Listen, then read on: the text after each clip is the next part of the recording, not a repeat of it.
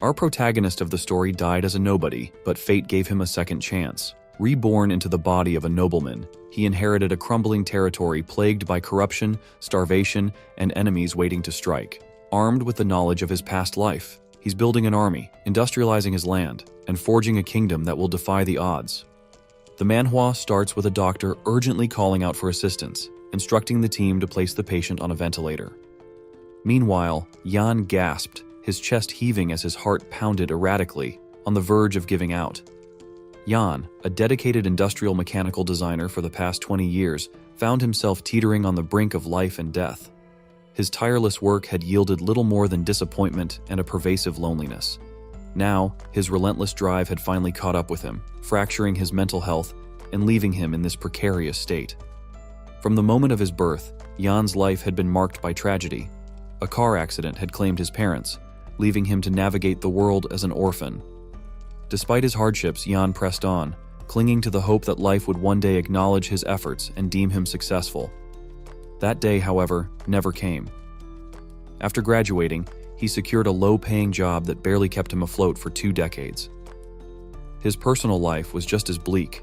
He had spent his entire life alone, never once experiencing the intimacy of even holding someone's hand. And now it seemed his solitary journey was coming to an end. "Jan, can you hear me?" His closest friend's voice broke through the chaos, filled with worry as they tried to pull him back from the brink. Yet, Jan couldn't help but question the worth of a life like his. Was there any meaning to such an existence? As exhaustion overwhelmed him, he thought, maybe I'll just take a little nap. When Jan opened his eyes, the scene around him was utterly unfamiliar. He found himself in a room of unparalleled luxury, adorned with silk curtains and sparkling crystal lights. The opulence of the setting made him panic momentarily, thinking he had somehow burned through all his savings on an extravagant hospital room. Then, a notification appeared before him. "Welcome to the magical continent of Elda." The realization hit him like a jolt. Could this be one of those isekai scenarios straight out of fiction? In this strange new land, Jan discovered he was now known as Ren. Bewildered, he tried to make sense of his circumstances, but answers were elusive. A week passed in this fantastical world. Ren found himself living a dreamlike life, attended to by servants at every turn. Slowly, he pieced together the truth of his situation. He had indeed died and somehow been reincarnated in the body of Ren Edgar, the third son of the Duke of the Allen Edgar family. Ren had an older sister and brother, both of whom had cared for him deeply since his childhood. "Little brother, eat this. You're growing up and shouldn't go hungry," his sister insisted, placing a lavish spread before him. His brother handed him a sparkling vial, explaining, "This is magic water. It's said to enhance magical power, and I got it at a high price." Even his mother contributed to this nurturing atmosphere, gifting him a new shirt she had made herself and urging him to try it on. As the youngest and most pampered member of the family, Ren lived a life of unparalleled comfort. But as he reveled in this newfound luxury, he couldn't help but feel like a stranger in this world, questioning why he had been granted such blessings. To soothe his doubts, he reasoned that perhaps this was compensation for the hardships he endured in his previous life. The world of Elda was a marvel, where magic powered all aspects of infrastructure. The Corial Empire, the continent's largest human nation, was a melting pot of various races, including elves and dwarves. The Edgar family's influence was vast, overseeing a territory of 300,000 square kilometers. Their domain boasted fertile fields, a grand castle, and a population of over 1 million. As a noble, Ren had everything he could ever want, from fine clothing to a personal maid. Yet every time he looked into the mirror, he saw Jan's face staring back at him, a haunting reminder of his past life. One day, Ren's introspection was interrupted by Leah, a beautiful and cheerful maid, who informed him that his father wanted to see him. She led him to the study, where his father, Aldine, was reviewing reports from across their lands. Ren greeted him with the practiced courtesy of a noble, awaiting his father's words. Aldine regarded his son with a serious expression, his tone carrying weight as he asked, "Do you know why I called for you?" The gravity of the moment made Ren uneasy, but he softly replied, "No, I don't, father." The Duke leaned back in his chair, his stern demeanor easing slightly. "Ren, you've reached the age to manage your own territory. Have you considered where you would like it to be?" The question left Ren stunned. His surprise turned into confusion as he hesitantly inquired about inheriting land. Aldine sighed at his son's naivety, explaining that it was customary for a noble of Ren's age to take charge of a territory. Rising from his chair, the Duke approached a large map mounted on the wall. "The land you'll oversee is in the northwest. It's relatively safe, but the lack of mages has made food supply a persistent issue." His tone grew more solemn as he continued. "While our territory is stable for now, the future of the Corial Empire is uncertain."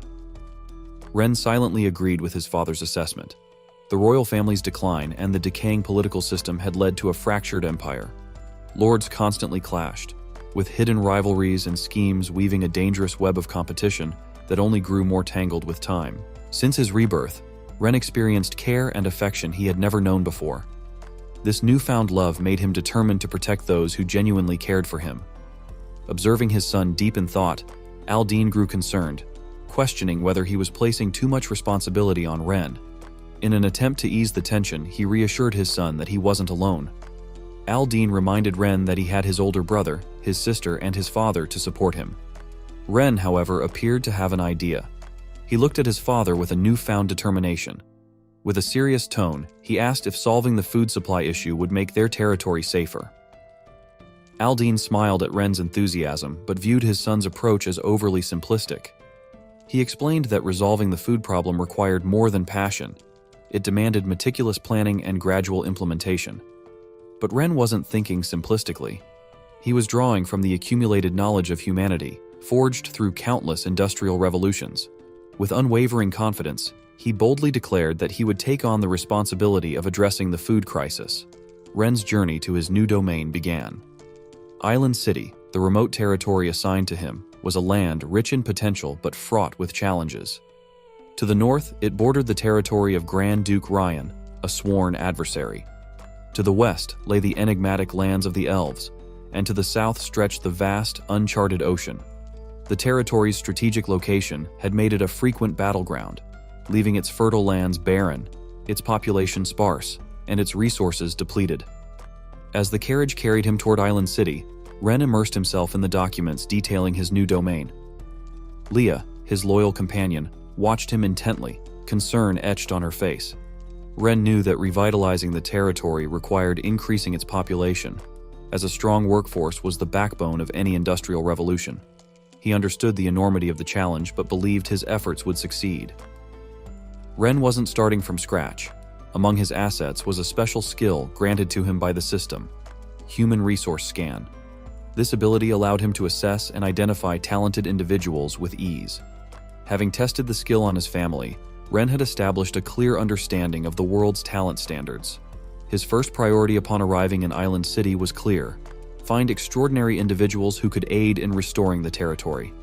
Meanwhile, Leah recalled the Duke's instructions to her: support Ren and ensure he didn't create chaos in the region. Silently, she prayed that Ren wouldn't make a mess of things. In Island City, the city lord's residence was abuzz with tension. A man, visibly anxious, reported that the Duke's youngest son would arrive soon. He suggested taking preemptive action. However, the masked man seated across from him dismissed the concern with a cold, measured response. He instructed them to await further orders and not to touch Ren for now. His calm demeanor masked simmering anger as he spoke of making Aldine pay for past transgressions. The blonde-haired man nearby was less composed. Nervously, he fretted over his falsified financial records and embezzled taxes. However, the masked man laughed dismissively, deriding Ren as an ignorant playboy who would never notice such details. All they needed to do was hand him some irrelevant documents upon his arrival. The blonde-haired man reluctantly obeyed and left to prepare for Ren's reception. As Ren's carriage approached the outskirts of Island City, he peered out at the barren fields and abandoned farmlands. His expression turned serious as he surveyed the scene. He requested a map from Leah and examined the surrounding area meticulously. His gaze lingered on the river to the west and the harbor to the south. A sudden idea struck him. Dredging the river and building a canal to connect it to the sea could breathe new life into the land. Ren's thoughts were interrupted by a desperate cry. A young girl knelt in the dirt, clutching the leg of a man, likely her father, who seemed intent on heading to a gambling den. The girl pleaded tearfully, begging him not to gamble away their remaining money, which was meant for her mother's treatment. Her voice trembled as she explained that losing the money would doom her ailing mother. The man, consumed by his greed, roared at the girl to let go. His confidence in his luck blinded him to her desperation. When she refused to release him, he raised his hand in anger, intending to strike her. Before the blow could land, Ren intervened. With a swift punch, he sent the man sprawling to the ground. Fury burned in Ren's eyes, though he winced immediately. This was, after all, the first time he had ever thrown a punch. Leah rushed to Ren's side, her face filled with concern. She scolded him gently, remarking that next time he planned to hit someone, he should at least warn her so she could bring protective gear. Ren chuckled, brushing off her concern. He explained that the punch had been a spur-of-the-moment decision, leaving no time for preparation. As he spoke, he strode toward the man sprawled on the ground, instructing Leah to check on the girl while he dealt with the gambler. The man, still clutching his face, stared up at Ren in shock. Ren's gaze was sharp and filled with contempt. He berated the man for taking money meant for his family and gambling it away, even resorting to hitting his own daughter. The gambler scowled and tried to defend himself, asking who Ren was to meddle in his affairs. Ren stepped closer, his presence imposing.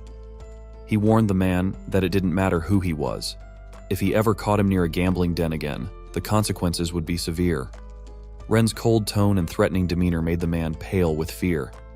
Stammering, the gambler promised to stay away from gambling dens and quickly fled the scene. Feeling satisfied with his handling of the situation, Ren turned back to the girl, who stood there frozen in shock. Concerned, he asked if she was all right and activated his system to check her condition. The girl, named Lillian, bowed her head in gratitude, thanking Ren profusely.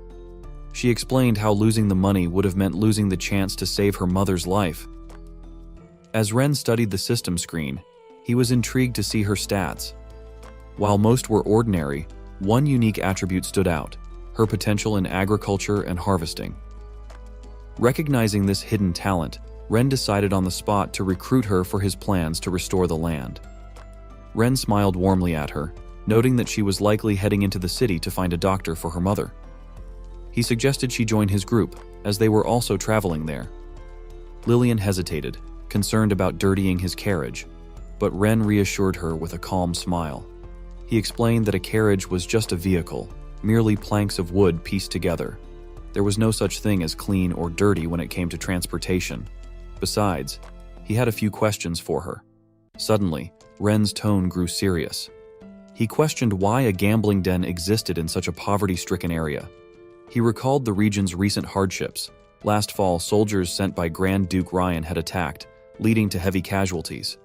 Early in the spring, devastating floods had ravaged the land, leaving its people struggling to survive.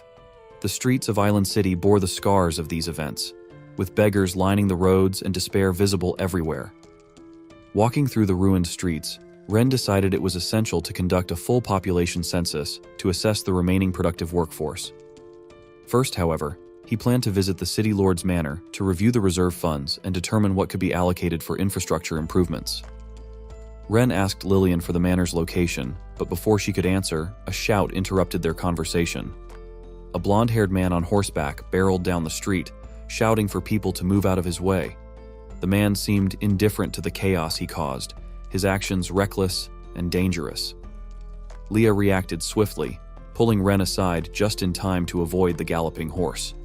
The rider disappeared into the distance, unconcerned about the commotion he had left behind. Leah, however, glared after him furiously. To her, anyone who dared harm Ren deserved the harshest punishment. As Leah's grip tightened protectively around Ren, he struggled to breathe and finally managed to get her attention. She quickly released him, apologizing and asking if he was hurt. Ren reassured her with a smile, expressing his gratitude for her quick actions. Turning serious again, Ren asked Lillian if she recognized the rider. Trembling, she explained that he was the young master of the Elwyn family, whose wealth stemmed from owning all the gambling dens in Island City. Ren's expression shifted to one of interest. If the Elwyn family was wealthy, it presented an opportunity to fund his plans. He asked Lillian to take him to one of the gambling dens, but she tried to dissuade him, worried that he would lose all his money. Ren, however, remained confident. He assured her that the gambling den wouldn't be taking anything from him. Watching his determined figure, Lillian couldn't help but wonder who this noble young man truly was. Soon, Ren arrived at the gambling den. The building stood out starkly from the surrounding structures, its grandeur flaunting the disparity between wealth and poverty. Guards were posted at the entrance, but Ren approached without hesitation. A sly smile crossed his face as he thought of his plans. He would take everything from this place to fund his industrial projects. Inside, the den was a chaotic mix of noise and desperation. Gamblers pleaded for loans, certain they could win back their losses in the next round. Others celebrated fleeting victories or lamented crushing defeats. Ren observed the scene with a critical eye. As long as this gambling den existed, he realized, the people of Island City would never have the motivation to work diligently. Leah leaned close to Ren, her voice low and cautious as she informed him that their soldiers had surrounded the gambling den. She asked if they should proceed. Ren, maintaining his calm demeanor, told her to wait. He wanted to capture an even bigger target. As he stood there, a staff member from the gambling den approached him with a polite smile and asked what game the young master would like to play. Ren smiled back, feigning inexperience, and admitted that he wasn't very familiar with gambling but wanted to try a few rounds. He asked the staff member to recommend a simple game. Sensing an easy mark, the attendant suggested a dice game and handed Ren 2 complimentary chips, claiming they were free for him to try his luck. Ren accepted them, seemingly pleased. The game began as Ren casually tossed the 2 chips onto the small betting slot. Watching this, the 2 casino staff members exchanged smug glances, confident in their scheme. The dice rolled quickly, landing on 6 and 6, big. The attendant feigned sympathy, consoling Ren by saying he had been close to winning. Ren played his part perfectly, expressing surprise at how quickly the game ended. He remarked that it wasn't very entertaining and said he felt hungry, turning to leave. The attendant, however, stepped in front of him, blocking his way. His polite demeanor dropped, replaced with a mocking tone as he demanded payment for the chips Ren had used. Ren frowned, feigning confusion. He asked when he had agreed to owe anything. The attendant sneered and explained that the chips were not gifts, but loans. He added that each chip was worth 100 gold coins, and with processing fees and interest, Ren now owed 250 gold coins. Smirking, the attendant suggested that if Ren couldn't pay, he could leave his maid as collateral. Lillian, outraged by the scam, quickly spoke up. She accused the attendant of lying and explained to Ren that the chips were worth no more than a silver coin each. The attendant, furious at Lillian for exposing his trick, shouted for the guards to beat her. Before he could finish his command, Ren struck him with a powerful punch, sending the man flying backward and crashing into a nearby table. Adjusting his clothes calmly, Ren remarked that someone like the attendant had no authority to speak here. The casino erupted into chaos as gamblers scrambled to grab the chips that scattered across the floor. Ren sighed as he watched them, muttering that none of these people were of any use. Suddenly, a commanding voice echoed through the room, demanding to know who was causing trouble. The speaker was the same man Ren had encountered on horseback earlier. Ren's lips curled into a smile. He had finally caught the bigger fish. The man's arrival silenced the chaos instantly. He glared at the room with displeasure before ordering his guards to teach the troublemakers a lesson. Without hesitation, the guards began mercilessly beating those nearby, ignoring their cries for mercy. The remaining crowd watched in fear, too scared to intervene. The young master of the Elwyn family sneered at the onlookers, threatening them to behave or face the same fate. Lillian, clutching Leah's arm, whispered that it was all her fault. She blamed herself for leading them to the den and felt ashamed for putting Ren and Leah in such a position. She recalled how Ren had taken her mother to the hospital, personally ensuring she received treatment and promising to cover the costs. That memory filled her with determination. Summoning her courage, Lillian stepped forward and declared that she would not allow them to scam her brother.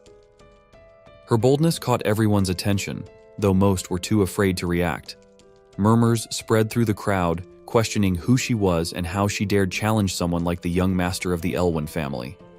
Weo, the young master, stared at her coldly, enraged by her defiance. Lillian stood her ground, accusing him of using the casino to exploit and destroy families. She refused to let him bully Ren and Leah, calling them good people who didn't deserve such treatment. Weo, seething with anger, lunged at her. Despite her fear, Lillian refused to move, shielding Ren with her small frame. Before Weo could harm her, Ren intercepted the attack, grabbing his arm. Ren then activated his system skill to assess Weo's stats. The results revealed low attributes, only 5 loyalty points, and a personality marked by cruelty and bloodlust. Ren recognized the Elwyn family as a potential threat, one capable of betrayal at any moment. Blocked, Weo glared at Ren and accused him of not respecting the rules of the casino. Ren calmly released his grip and responded that he understood the rules perfectly. In this world, power dictated everything, and the strong made the rules. Weo sneered arrogantly, fully convinced that he was the strongest in the city. He questioned why Ren still dared to oppose him, asking if Ren even knew who he was. Ren's expression remained steady as he responded confidently, asserting that he didn't need to know who Weo was. The only thing that mattered was his own strength, as his fist was bigger and his word was the law. With that, he clapped his hands, signaling his soldiers to storm into the casino. The scene then shifted to a grand banquet held in Ren's honor, gathering the city's most prominent and influential figures, each with their own hidden agendas. Among the attendees was Lucas, the head of a prestigious family. Lucas planned to collaborate with the city lord during this banquet to teach Ren a lesson. He had intended to use Weo to establish a connection with Ren that he could later manipulate, but he was puzzled by Weo's absence. Frustrated, he realized he couldn't rely solely on the city lord's incompetence and would need to adapt his plans. As the banquet hall buzzed with murmurs, a loud voice suddenly announced Ren's arrival. The atmosphere shifted instantly, growing tense and silent as Ren entered. His presence commanded attention, and the guests quickly adjusted their demeanors. The head of the Raven family hurried forward, introducing himself and presenting a gift to Ren. Another guest, the head of the Jose family, eagerly introduced his daughter, hoping to curry favor. However, Ren's sharp expression silenced the room as he instructed everyone to quiet down. With everyone present, Ren declared that it was time to officially begin. He gestured for his attendants to bring in a large blueprint, a peculiar object that immediately caught everyone's attention. Pointing to the blueprint, Ren explained that it was a design for a dam that he had sketched earlier that afternoon. He mentioned that he would enlist skilled craftsmen during its construction to confirm the finer details. The room was filled with whispers as the attendees exchanged confused glances. Someone asked aloud what a dam was, speculating whether it was a tool for fishing. Ren quickly called for silence and instructed Leah to display a map of the region. With the room now quiet, he began his presentation. Ren explained that during his survey of Island City earlier that day, he had identified the root cause of the city's annual flooding, a poorly managed canal in the far north. By building a dam at this location, they could control water flow, using it to irrigate fields during the dry season and releasing excess water during the rainy season to prevent floods. Lucas, listening intently, couldn't help but be impressed by the ingenuity of the plan. He realized that if the dam was successfully built, it would significantly boost the city's food production. For the first time, he acknowledged that Ren possessed a sharp and innovative mind. An older man in the audience asked how the project concerned them, prompting Ren to explain calmly that he needed their investments to fund the dam's construction. This statement shocked the crowd, sparking a wave of grumbling. Many protested, claiming they were too poor to contribute. Lucas remained silent, privately thinking that while Ren was intelligent, he was also naive to expect these opportunists to willingly invest. Ren, however, wasn't as naive as they assumed. Smiling, he reminded them there was no need to feign poverty. He had a plan to make everyone a fortune. Ren revealed that earlier that afternoon, he had seized a casino and confiscated nearly 50,000 gold coins. He hinted that there were several more casinos in Island City ripe for similar action. The revelation left the attendees stunned. Their minds raced as they processed the implications. Some murmured anxiously, wondering if their shares in the casino profits were now lost. Others hoped the seized casino wasn't one of their investments. It became clear that the largest casino in Island City belonged to Lord Andrine, making it likely that Ren had provoked a powerful enemy. Lucas, his calm facade masking inner fury, stepped forward to confront Ren. He accused Ren of acting unlawfully by dismantling a legitimate business without authorization. Lucas emphasized that the laws of the Corial Empire could not be violated and warned Ren of the consequences. Others quickly chimed in, echoing Lucas's words. They accused Ren of overstepping his authority and pointed out that casinos were legitimate businesses. The crowd grew more emboldened, rallying behind Lucas's objections. Ren, unfazed by their protests, remained calm. He addressed the room, noting that when he asked for investments, they claimed to be poor, but now that he offered an opportunity for profit, they were suddenly concerned. He pointed out that most of them were complicit in the casino operations and warned them that this was their last chance to save their reputations, or he would intervene personally. At this, Ren's soldiers stepped forward, their presence a stark reminder of Ren's authority. Lucas, speaking for the group, insisted that the Grand Duke would never condone Ren's reckless actions. Others chimed in, pleading with Ren to reconsider his approach and urging him to act with restraint. Ren smiled, his plan unfolding perfectly. With an air of authority, he announced that he would gladly discuss the law with them. His voice was calm but commanding as he gave the order to bring in those who would help clarify the situation. The crowd fell silent, their unease palpable, as they awaited what Ren had planned next. At Ren's command, 2 men captured at the casino were brought into the room. Lucas, seated among the nobles, was immediately struck by their presence. These 2 were always by Weio's side, and their unexpected appearance left Lucas uneasy. He began to suspect that something must have happened to his son. The men were brought in, bound and gagged, unable to speak. Ren, maintaining his calm demeanor, turned to Lucas and asked if he recognized them. Lucas, keeping his expression neutral, denied any knowledge of the men and asked what Ren meant by the question. Ren smiled lightly, reassuring Lucas not to be so tense. He explained that it wasn't a big deal. These 2 men had simply tried to assassinate him the previous day. Glancing pointedly at Lucas, Ren added that the men had claimed to control the city of Islan, and even hinted at having a powerful backer. Lucas's expression darkened, though he worked to maintain his composure. Beads of sweat formed on his brow as he attempted to hide his unease. Ren ordered his soldiers to untie the 2 men, suggesting they let the party guests see if anyone recognized them. The nobles in the room exchanged uneasy glances. Many of them instantly identified the men as Weio's attendants. Fear gripped the room as the implications of Ren's words became clear. Lucas, realizing the gravity of the situation, acted without hesitation. He grabbed a dagger from the table and lunged at the 2 men with a fury that shocked the onlookers. He denounced them as wretched commoners who dared to attack the Duke's son and swiftly killed them both. Blood pooled on the floor, and the room fell silent as the other nobles watched in stunned horror, too afraid to intervene. Standing over the bodies, Lucas turned to Ren with a feigned look of shame. He apologized profusely, claiming that he had acted out of anger upon hearing about the assassination attempt. He begged for Ren's forgiveness. Ren, who had anticipated this move, smiled knowingly. He praised Lucas for his sense of justice, commending him as a noble who acted decisively. Lucas, masking his relief, thanked Ren for the compliment, stating that he had only done what was necessary. But Ren wasn't finished. Calmly, he ordered his soldiers to bring out the mastermind behind the events to see if there were any other nobles in the room as principled as Lucas. The command made Lucas tense. His son, Weio, was quickly dragged into the room. As soon as he entered, Weio, completely unaware of the situation, shouted angrily at the soldiers to untie him. He boasted about his father's influence, threatening that everyone present would pay once he was free. Lucas's expression crumbled at the sight of his son. Any arrogance in his demeanor vanished as he realized why Weio had been absent from the banquet. Weio, seeing his 2 attendants lying lifeless on the floor, erupted with rage. He insulted Ren, threatening him with torture once he was released. Ren, unfazed by the outburst, chuckled. He sarcastically noted that Weio not only wanted to kill him, but also seemed eager to inflict as much suffering as possible.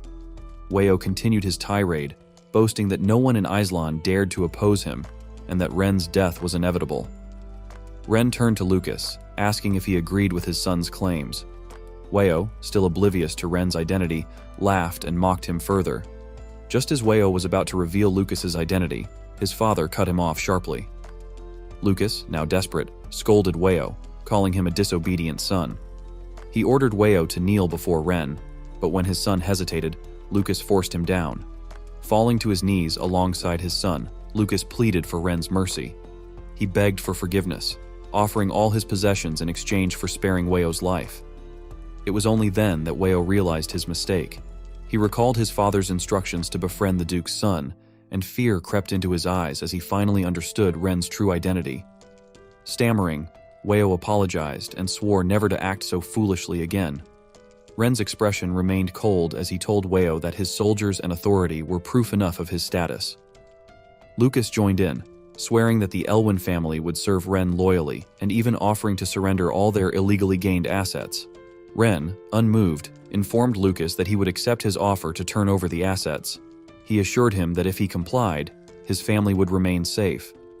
Relieved, Lucas expressed his gratitude. However, as he glanced at the city lord, he realized his influence was now diminished. Knowing he had little choice, Lucas whispered to Ren about a plot against the Duke.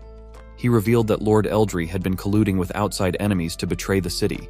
The revelation shocked the room, and all eyes turned to Eldry, who stood frozen with fear. Lucas was about to elaborate, but Ren interrupted him sharply. He accused Lucas of slandering Eldry and declared that he had been lenient enough. Ren ordered his guards to drag Lucas and Weio out of the room for execution. Lucas was stunned and terrified, unable to understand Ren's sudden shift in behavior. Meanwhile, Eldry, relieved by Ren's response, stepped forward to pledge his loyalty. He praised Ren for his wisdom and promised unwavering support. Ren, smiling, assured Eldry that he trusted him completely. However, Ren secretly used his system to analyze Eldry's attributes. Among ordinary stats, he found the trait greed and noted a loyalty level of only 15. Ren decided that Eldry, like Lucas, was destined to be eliminated.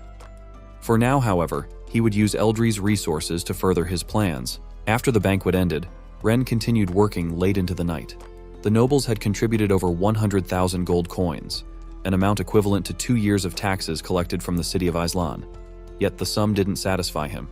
As Ren focused on his work, Leah entered the room carrying a cup of tea.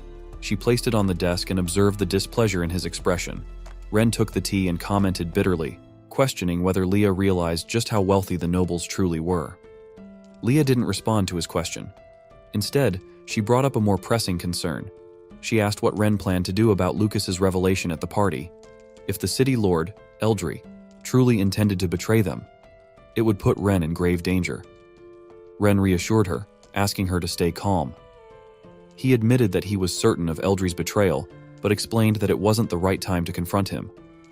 When Leia asked why, Ren stretched and stood, answering that Eldry's full network of influence in Islan was still a mystery.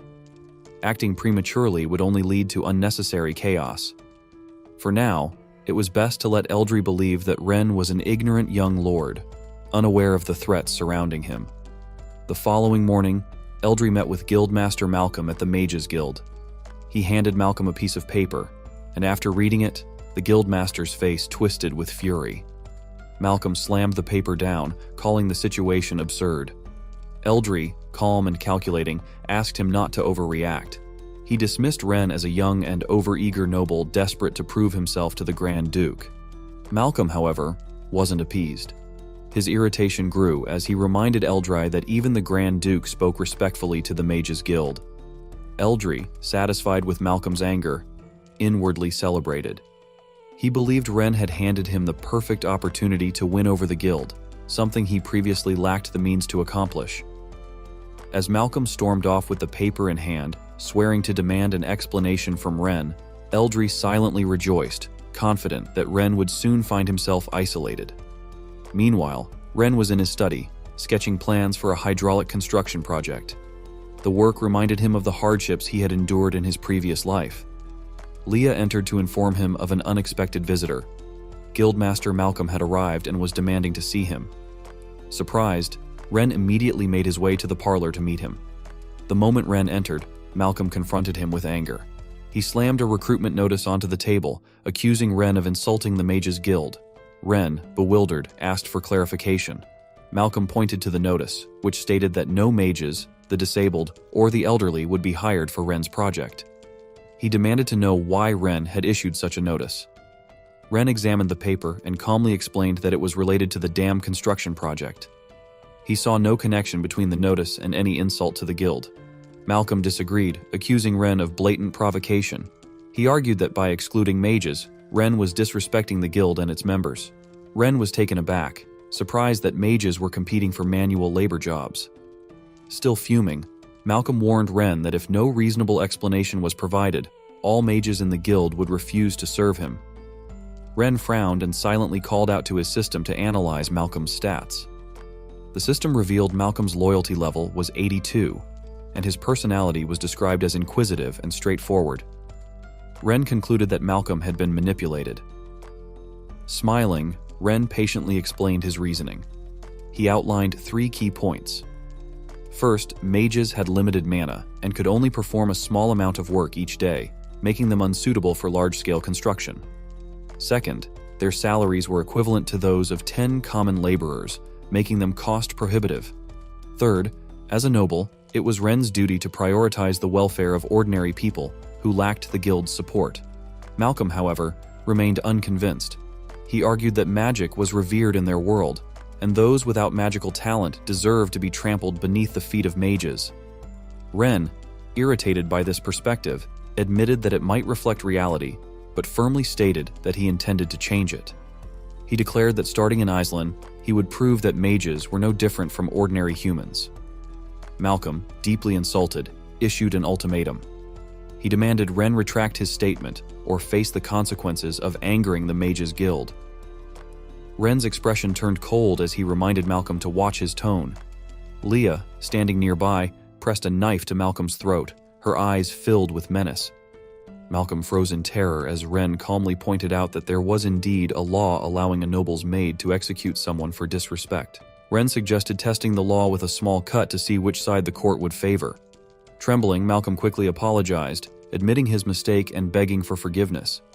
Ren, noting that Malcolm's loyalty hadn't decreased, realized the guildmaster had acted out of ignorance rather than malice. Deciding not to escalate the situation, Ren instructed Leah to escort Malcolm out. Malcolm thanked Ren and hurriedly left. As he departed, the system notified Ren that a beginner task had been completed. He had used the investigation function on 10 individuals.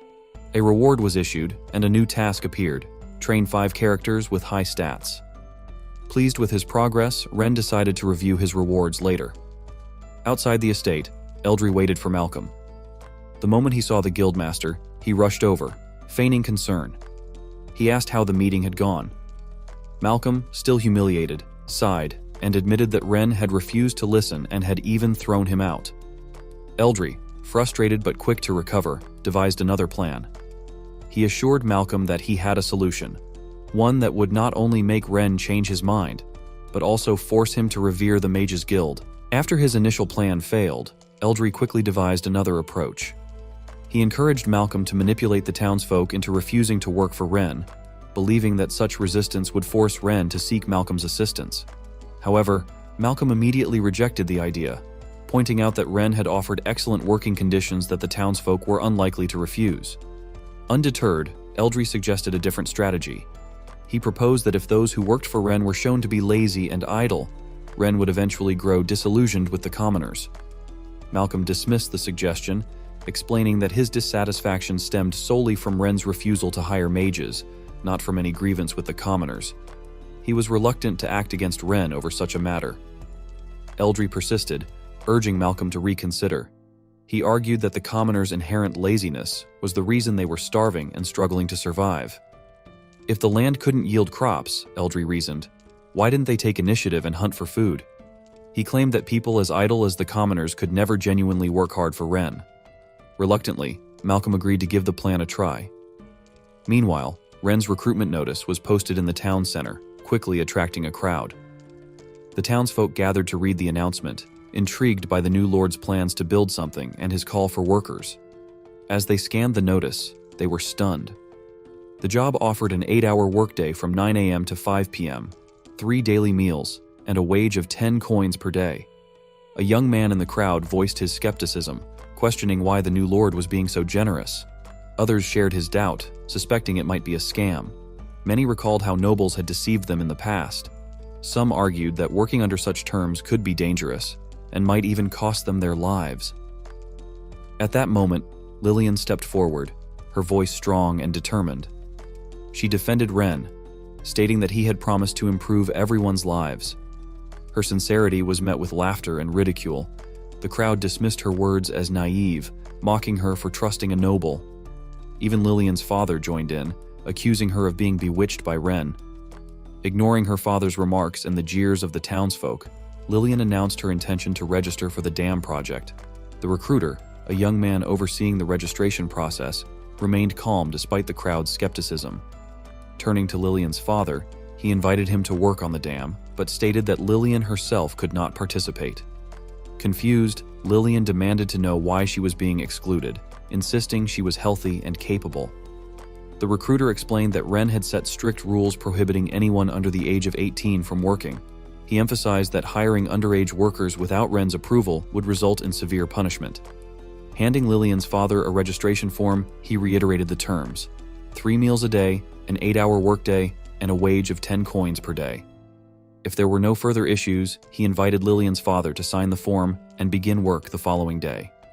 Though slightly disappointed, Lillian encouraged her father to do his best and avoid any laziness. Her father, smiling warmly, patted her head and reassured her. He vowed not to gamble again and promised not to disappoint Ren. He also reminded Lillian to stay home the next day and take care of her mother, whose illness made it impossible for her to perform strenuous tasks. Before Lillian and her father could leave, the recruiter called out, asking them to return. Surprised, Lillian's father stopped and asked if there was a problem. The recruiter, looking concerned, mentioned that he had overheard the father say his wife was gravely ill. Lillian's father quickly clarified that his wife was indeed unable to work due to her condition. The recruiter smiled kindly and reassured him that he wasn't asking her to work. He explained that Ren had arranged for workers' families to stay in dormitories provided for the duration of the project. Seeing the father's confusion, the recruiter clarified that the dormitories were temporary housing units for families participating in the dam's construction. Once the project was completed, families could return to their original homes. Moved by such generosity, Lillian's father was overcome with emotion. Falling to his knees, he expressed his deep gratitude to the recruiter. The young man quickly stepped forward to help him up, insisting there was no need for such gestures. He then offered to show them a room where they could stay, allowing them to choose their accommodations. The surrounding townsfolk who had watched the exchange were astonished. Realizing that Ren's promises were genuine, they began clamoring to sign up for work. The square descended into chaos as people scrambled to register, eager to take advantage of the opportunity. Meanwhile, in his office, Ren was reviewing updates from the system. A notification suddenly popped up. Congratulations, you have received the lithium battery blueprint from the newbie gift pack. Instead of excitement, Ren felt a wave of irritation. He muttered to himself, questioning the system's logic. Without a generator, a battery was practically useless. Did the system expect him to summon a lightning strike? After venting his frustration, he calmed down and began to reflect. Ren's thoughts shifted to the task of training 5 individuals with high stats. He had no idea where to find such people. At first, he considered training Leah, but a review of her data through the system revealed that she had already reached her potential, leaving no room for further growth. After weighing his options, Ren concluded that his best course of action was to search for talented individuals within Island City. As Ren contemplated his next steps, a knock came at the door. Leah's voice called out from the other side, informing him that Lillian had come to see him. Ren granted her entry. Lillian stepped into the room, her face tense with worry. She quickly explained that something was wrong at the construction site. The workers were too lethargic to work. Ren was taken aback by the report and asked her to elaborate. Lillian recounted what she had observed during her visit to the site. She had gone to check on her father and noticed that none of the workers seemed to have the energy to complete their tasks. At first, she thought they were simply being lazy, but her father explained that everyone felt extraordinarily fatigued upon waking up. It wasn't just him. Every worker shared the same condition. Lillian had tried to encourage them, reminding them of the generous benefits Lord Ren had provided, but her words fell on deaf ears. The workers insisted that their fatigue wasn't deliberate. They genuinely lacked the strength to work. Some speculated that their bodies weren't used to the labor after such a long period of inactivity. Others suggested taking a day off to recover before resuming their duties. However, Lillian dismissed these excuses, declaring that there was no such illness. She firmly believed they were just being lazy. When she realized her efforts to motivate them were futile, she decided to bring the matter directly to Ren. After hearing her account, Ren wasted no time heading to the construction site. Upon arrival, he observed the workers firsthand. Their lethargy was undeniable. To understand the situation better, Ren used his system abilities to analyze their stats. On the surface, everything appeared normal, but he noticed one critical anomaly. All the workers were under a curse. Ren turned to Lillian and calmly explained the situation. "They're not sick, they're cursed." After realizing the workers were cursed, Ren surveyed the construction site, contemplating his next move. He decided to test his newly acquired skill, geological survey. Initially, he had planned to use this skill during the dam's construction, but the current situation presented an immediate need. With this ability, Ren could analyze various geological features, including mineral compositions, hydrology, and topography within a defined range. Under Ren's command, the system activated, conducting a survey within a 10-kilometer radius. Moments later, the results materialized in his mind. While the survey confirmed the absence of valuable resources like oil or metals, something unusual caught Ren's attention. Acting on his instincts, he asked Lillian's father to assist him in digging at the marked spot. The man agreed without hesitation, expressing his readiness to work hard for Ren. After digging about a meter into the ground, the group unearthed a strange black stone. Ren crouched to examine it closely, questioning its nature. Leah, standing nearby, was astonished by Ren's ability to sense the faint, magical energy emanating from the stone, something even she, with her expertise, had overlooked. Ren instructed the group to carefully remove the crystal and store it securely in a box. Turning to Leah, Ren asked what the usual procedure was for dealing with cursed individuals. Leah, caught off guard by the question, explained that curses were typically resolved by priests at a church or by high-ranking mages from the Mage Association. Hearing this, Ren frowned, suspecting a connection to the Mage Association. He then decided to take Lillian and her father to the local church for assistance. Lillian, worried, asked if her father was truly cursed. Ren reassured her, promising to make the culprit pay for their actions. The group quickly made their way to the church, where they were greeted by a stunning priestess. She welcomed Ren warmly, her demeanor calm and composed. Ren, ever cautious, used his system to assess her loyalty before entrusting her with the task. The system instantly revealed her stats: a loyalty level of 95%, race identified as elf, and an actual age of approximately 257 years, though she appeared no older than 24. Ren was surprised to learn she wasn't human, but felt reassured by her high loyalty. Introducing herself, the priestess said her name was Ari and referred to herself as the Holy Maiden of the Church. She politely inquired about the purpose of their visit. Pointing to Lillian's father, Ren explained that the man seemed to be cursed and asked if Ari could help. Ari nodded confidently and began examining the man. Closing her eyes briefly, she reopened them with a golden glow, scanning him intently. After a moment, she confirmed Ren's suspicion and began the treatment. Summoning a glowing sphere of light, she directed it into the man's body, expelling the dark energy. Instantly, the man felt revitalized, expressing his gratitude to Ren and vowing to return to work immediately. Ren, smiling, advised him to rest and ensure everything was fully resolved before resuming work. He then retrieved the box containing the black crystal and asked Ari for her opinion on it. Ari examined the crystal carefully, identifying it as a magic crystal infused with a significant amount of magical energy. She explained that such energy was often used for casting curses. However, she clarified that this particular curse was more of a prank, designed to cause fatigue rather than serious harm. The explanation made Ren uneasy. He asked whether such crystals were difficult to produce. Ari replied that for a high-level mage, creating one crystal a day was relatively simple. They could easily scatter them across the construction site. Ren's expression darkened as he realized the deliberate nature of the interference.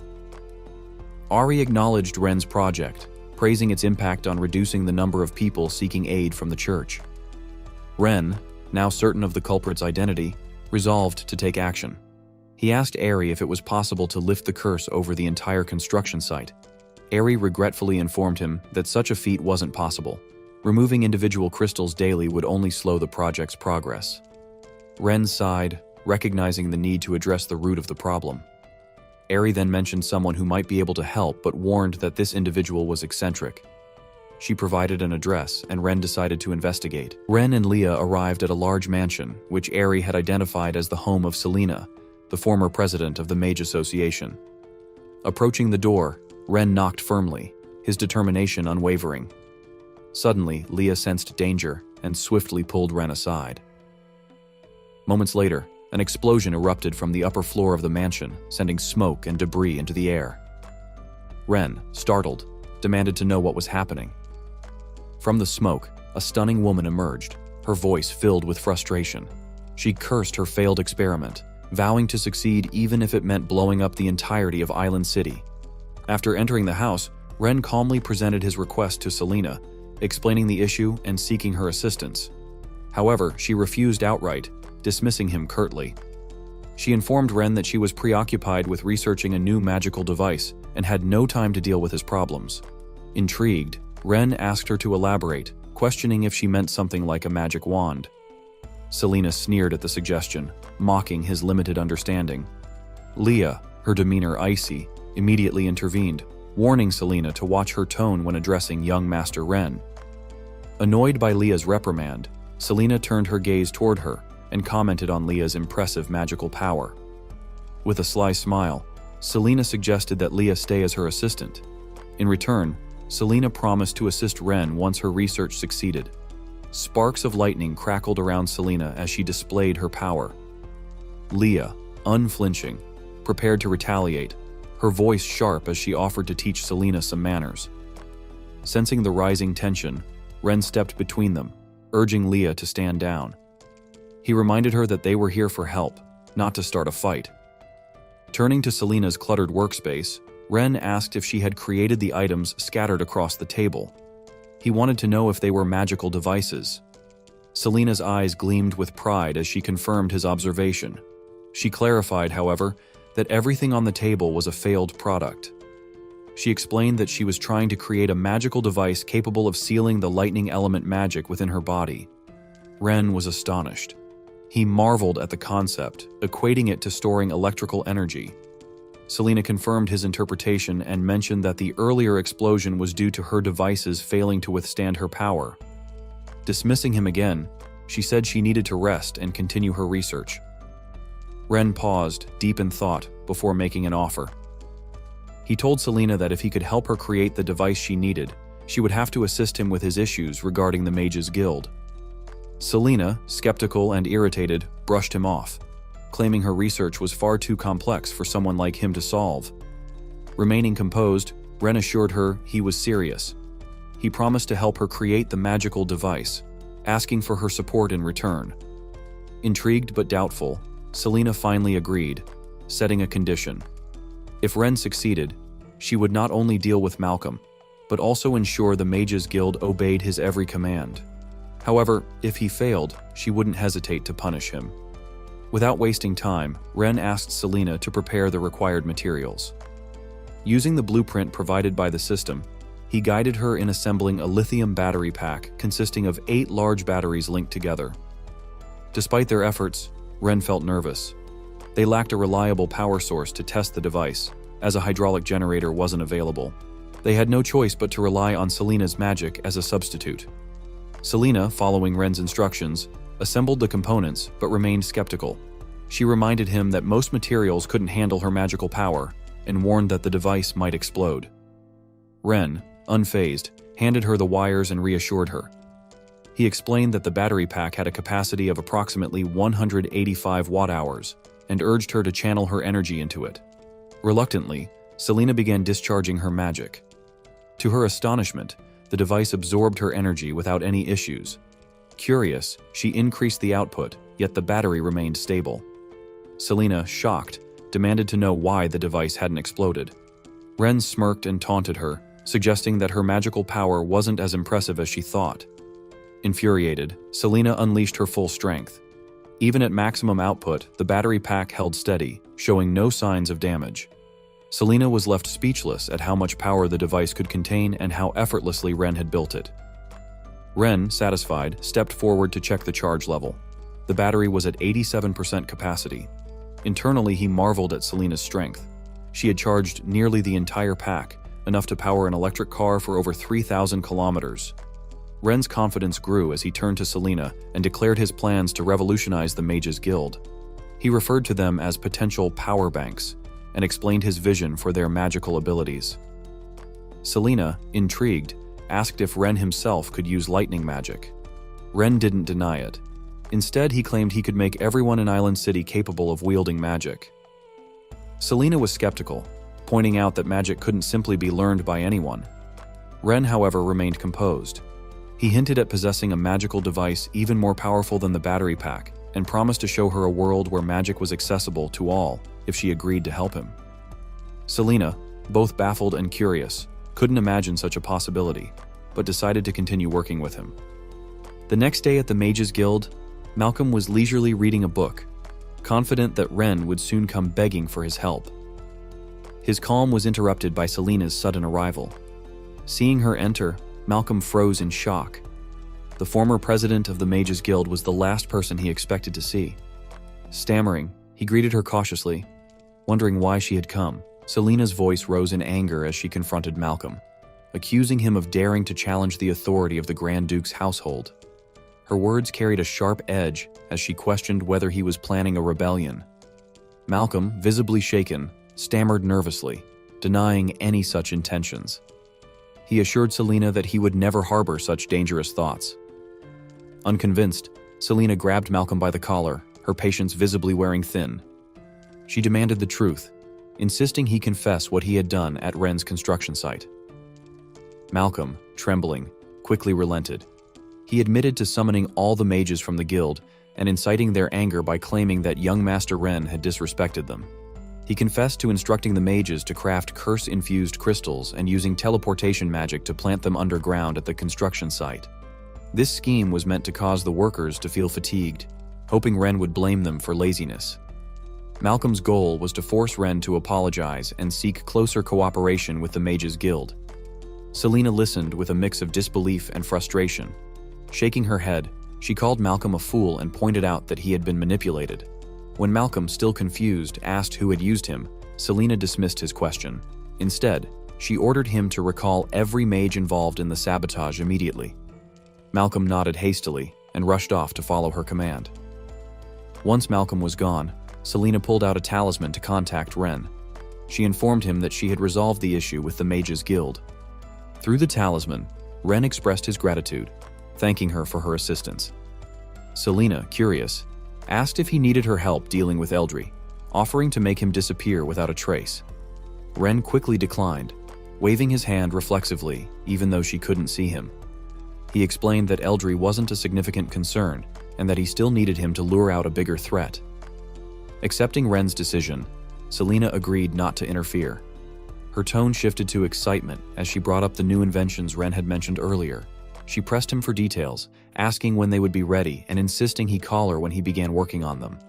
Ren reassured her that he would keep her informed, but emphasized the importance of having the guild's mages finish charging the battery clusters first. The next day, at the city lord's residence, Eldry met with a mysterious man cloaked in shadow. Eldry, visibly worried, reported that Ren had already taken control of the Mages Guild. He nervously asked for guidance. The mysterious man, however, remained calm and dismissive, stating that the Mages Guild posed no real threat, aside from Selina. He redirected Eldry's attention to Ren's dam project, warning that if the dam succeeded, it could revitalize the people of Islan, a scenario they couldn't allow. Eldry assured the man that he had already set traps for Ren and revealed an additional plan. He intended to pressure the nobles in charge of food supplies to raise prices, undermining Ren's efforts. When the mysterious man expressed doubt about the nobles' loyalty, Eldry confidently explained that while the nobles might betray him, they would never betray their own financial interests. Flicking a gold coin into the air with a smirk, Eldry declared that Ren's funds wouldn't last until the dam's completion. As the coin landed on the table, the mysterious man's figure dissolved into thin air. Meanwhile, in the bustling market, Lillian was buying supplies for the construction site when a shopkeeper rudely chased her away. His tone was condescending as he told her to leave if she couldn't afford the goods. Lillian, frustrated, pointed out the absurd price hike, Just the day before, 2 bags of grain had cost 1 gold coin, but now 1 bag alone was priced at 2 gold coins. The shopkeeper, unfazed, arrogantly stated that he could set whatever prices he wanted. He mocked her inability to pay and raised his hand as if to strike her. The commotion drew the attention of onlookers, many of whom were outraged by the shopkeeper's actions. Lillian, determined to fulfill her task for Ren, accused the merchants of profiteering and warned them of Ren's potential wrath. The shopkeeper sneered, dismissing her threat. He claimed his business was honest and that Ren had no grounds to interfere. His arrogance only deepened the frustration of those watching. At the church, Ari was equally infuriated by the rampant price gouging. She noted that food prices had tripled in just 3 days, leaving her with inadequate grain to sustain the people through the winter. Handing a pouch of coins to her assistant Era, she instructed her to buy whatever supplies she could, promising to figure out the rest later. Era hesitated, surprised by the unusually large sum of money, and pointed out that bribing guards typically required much less. Ari sighed, urging Era to follow her orders without question. Before Era could act, Leah appeared suddenly, snatching the pouch with lightning speed and handing it to Ren. With a calm but determined expression, Ren suggested a collaboration. He proposed working together on a larger plan, one that would address the root of the crisis and prevent further exploitation by the merchants. Ari looked at Ren with suspicion, questioning what kind of cooperation he had in mind. Ren smiled at her guarded demeanor, suggesting she relax and not be so tense about discussing cooperation. He then casually mentioned that he knew she was an elf. Ari, though deeply concerned that Ren had discovered her true identity, maintained her composure and denied it, insisting that an elf couldn't possibly be living in a human city. Ren, unfazed, tossed a pouch of coins back to Ari and reassured her that he held no malicious intentions toward her or her kind. Ari, avoiding the topic, redirected the conversation, again asking what kind of cooperation he was proposing. Ren gestured toward the sacks of food on a cart nearby and explained that he wanted to collaborate on resolving the issue of food supplies in the city. While Ari respected Ren's determination, she doubted his ability to tackle such a deeply entrenched problem. She openly voiced her skepticism, prompting Ren to ask why she felt that way. Ari elaborated, explaining that food supplies in Eastland were controlled by 4 major families who had held power in the city for over a century. These families tightly regulated prices, and their influence was unshakable. She reminded Ren that although he had used strong-arm tactics at the recent banquet to intimidate some of them, they were cunning individuals who would undoubtedly find a way to recover their losses. Ren interrupted her, curious about her in-depth knowledge of the city's inner workings. Ari admitted that she had lived in Islan for over 120 years and understood its complexities well. She further suggested that had Ren eliminated the Elwyn family at the banquet, there might have been a chance for reconciliation. But now it was too late. Ari added that due to war and natural disasters, food was already scarce, and if prices remained high, her tribe would struggle to survive the winter. Ren cut her off again, his gaze resolute. He promised Ari that within 2 weeks, food prices in Island would plummet to levels even lower than before the recent price hikes. At the mansion of Augustus Ken, head of the Klein family, a celebratory gathering was underway. Augustus expressed his gratitude to Eldry for his support, acknowledging that their alliance had led to significant profits. Others in the room echoed their thanks, raising their glasses to toast Augustus and their shared success. The mood was jubilant as the group reveled in their recent gains, confident in their strategy. Their celebration was interrupted by a servant announcing that Ren had invited them to attend a banquet at his mansion. One of the men, startled by the news, speculated nervously whether Ren was planning to punish them. Turning to Augustus, he asked for guidance on how they should proceed. Augustus, calm and calculating, reassured them that they had nothing to fear. He explained that their trade in food supplies was entirely legal and protected by the system they had established. Augustus emphasized that as long as they didn't openly defy Ren, they wouldn't be in danger. He pointed out that the collective strength of their 4 families was formidable, and that even the king had no authority to interfere with food pricing.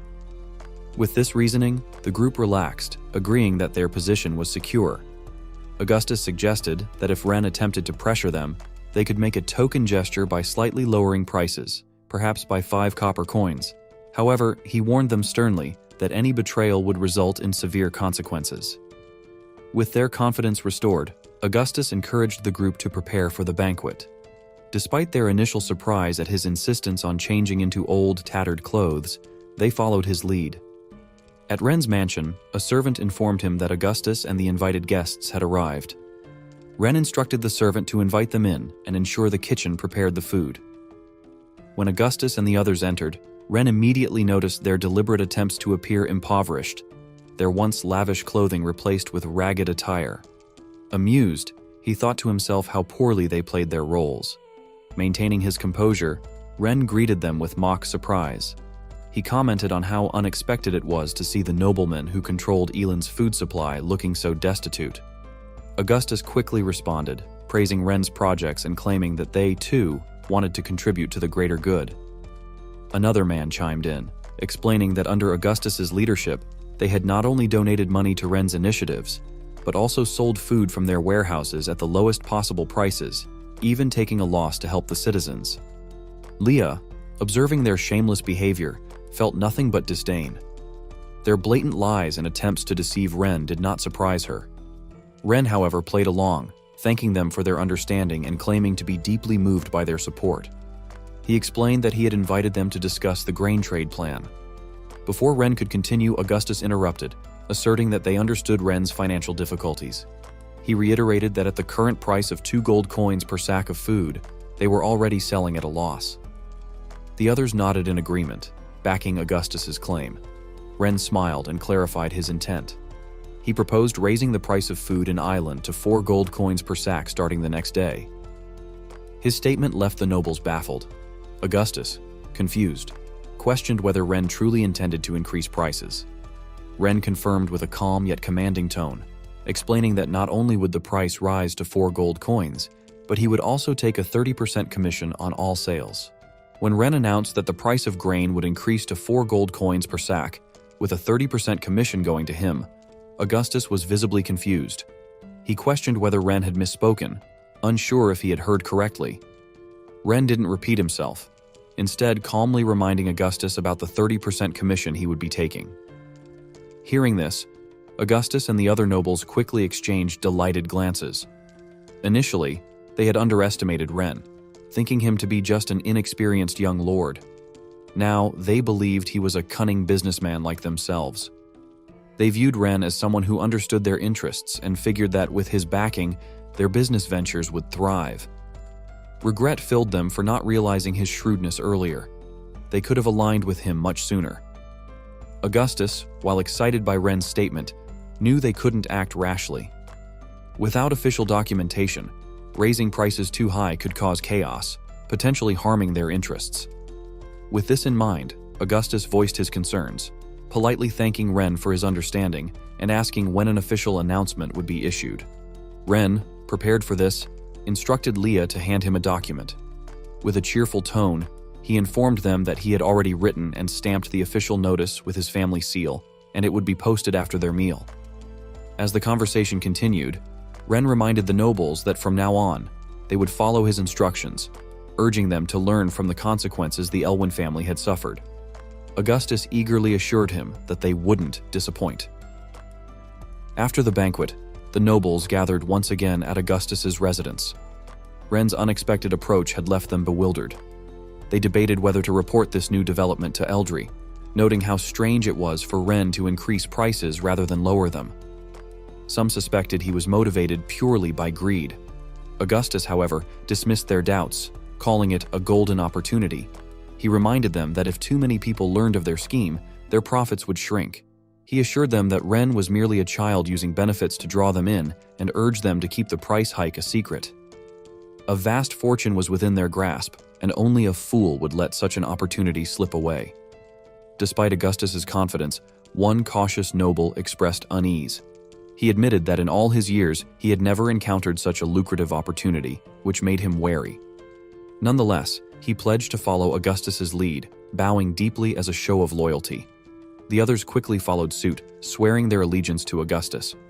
Satisfied, Augustus laughed heartily, declaring that from now on they would act as one. He proposed they immediately buy up all the grain from smaller merchants before the announcement was posted, ensuring they controlled the market and maximized their profits. Meanwhile, back at Ren's estate, unexpected guests arrived. Scientist Era stormed in, visibly furious. She accused Ren of siding with the corrupt merchants, demanding to know why he had promised to lower grain prices yet allowed them to skyrocket instead. Her anger flared as she declared that she wouldn't stand by while the elf race was being exploited. Lillian quickly stepped in, trying to calm her down. She assured Era that Ren intended to reduce food prices and urged her to trust him. Still agitated, Era snapped back, insisting that Ren had already become an accomplice to the greedy merchants. Despite this, Lillian maintained her faith in Ren's decisions, pleading with Era to believe in his plan. After a moment of tense silence, Era turned to Ren, her expression filled with concern. Hesitantly, she asked if he truly intended to raise food prices. Ren smiled but chose not to reveal his full strategy, simply reassuring her that food prices would drop soon. In the worst case, he promised, they would fall to their lowest point within 2 weeks. Era, unconvinced, felt Ren was being naive. She believed he didn't understand the harsh realities of the world. Having lived for over 200 years, she had never seen food prices decrease after a major spike. Ren, sensing her doubt, grew serious. He posed a rhetorical question. If he put a knife to the nobles' throats, how much did she think they would lower the price by? 1 coin? 10 coins? Era had no answer but remained skeptical. She argued that raising the price to 4 gold coins per sack was excessive, noting that at 2 gold coins, the common people had already struggled to afford food. With the price doubled, starvation seemed inevitable.